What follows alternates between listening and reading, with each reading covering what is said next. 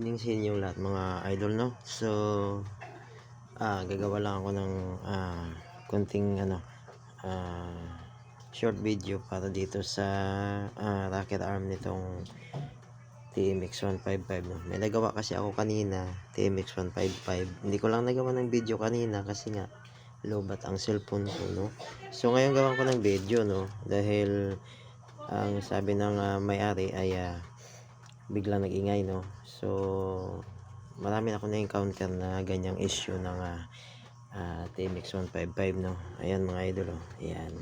Okay, so bakit ba napuputol to, no? So napuputol ito dahil sa isa sa mga to, halimbawa yung isa sa mga tornilyo nito ay maluwag. Okay, tapos once na may umangat yan, isa dyan sa maluwag at gumagalaw, may tendency talaga na mapuputol yan, ano? So sa case kasi ng ginawa ko kaninang motor, no, ay yung dito na side ay umangat, dito niya umangat na kasi medyo palos thread na siguro yung thread ng anyang cylinder head, no, kasi yung dito niya is oversize na. Ito na lang at saka ito yung standard. Okay, so yung dito umangat kaya nag-cause siya ng pag-ingay ng makina, no, dahil umangat ito. Yan, nakaganyan.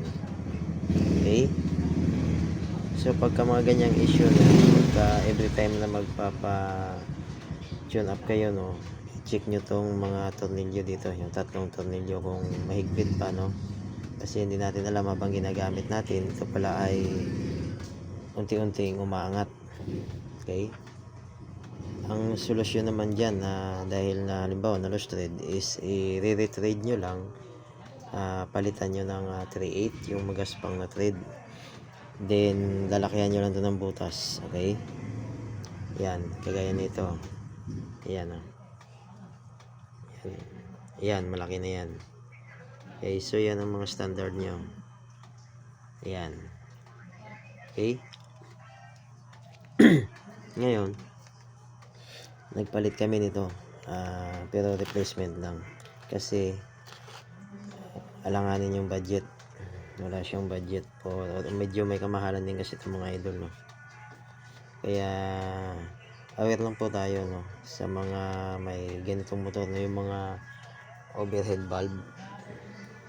Ito kasi yung nagiging issue kapag sa tatlong bolt na yan ay may umangat na isa. Okay, o hindi nahigpitan ng maayos. Okay, ayan, yan ang magiging kinalabasan yan, ipuputol.